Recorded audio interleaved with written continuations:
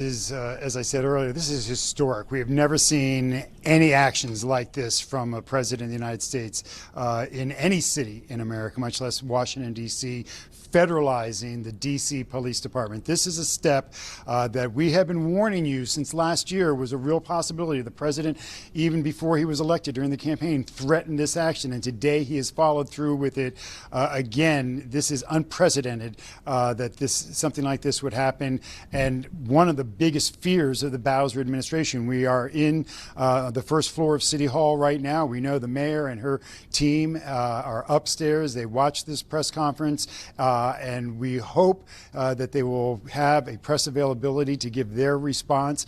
But I can tell you they were preparing for the likelihood that he would mobilize the National Guard, which he did. 800 National Guard troops, he said, will take to the streets of Washington, D.C. in the next week or so.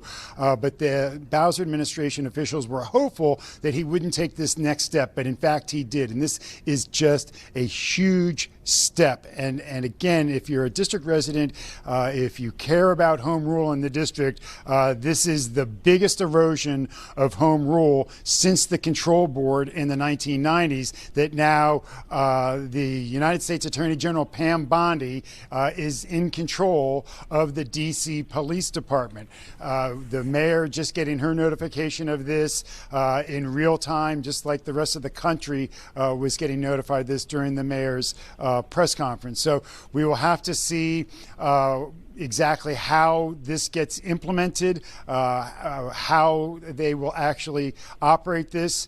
The president also named a second person as sort of an interim federal overseer of this whole project. You saw Pete Hedgesmith also there. The president threatened not just to bring in the National Guard, but the president threatened to bring in the military to Washington, D.C. if that becomes necessary. Again, that would just be another historic move and just a blow to home rule here in the district. So a lot of unanswered questions. We do not know exactly when the National Guard troops will hit the street. We don't know exactly where they will be deployed. We don't know if they will be armed. It seems like because the president mentioned the head of the U.S. Marshals Division as being pivotal in this, it seems like the U.S. Marshal Service will be the ones who deputize the National Guard. But of course, that was not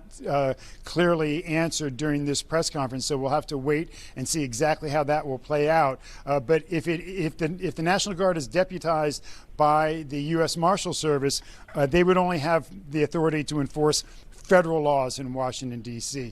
But with Pam Bondi taking control of the Metropolitan Police Department, she could theoretically either order the chief of police or do it herself and give these National Guards D.C. police power, which would allow them to enforce both federal and local law in Washington, D.C. So again, a lot of unanswered questions about how this will actually be implemented. There has so far been very little, if any, coordination between the White House, the federal agencies, and the Metropolitan Police Department and the mayor. You heard the president and you heard the U.S. Attorney for Washington, D.C., Jeanine Pirro, point out the Attorney General, D.C. Attorney General by name, Brian Schwab. Yeah. You did not hear the president mention Mayor Bowser or Chief Pam Smith by name. And he did call out some other mayors, some other governors with some very harsh language, but not Mayor Bowser and not Chief Smith. So right now, upstairs in this building, the chief, the mayor, and their entire team, as well as the D.C. Council, are absorbing what the president has just said, formulating their response and how they will work with, they'll have no choice but to work with the federal government on this. As you said, there are some restrictions as to how long this can go in place with just a unilateral decision by the president before Congress has to weigh in to extend his authority over the Metropolitan Police Department.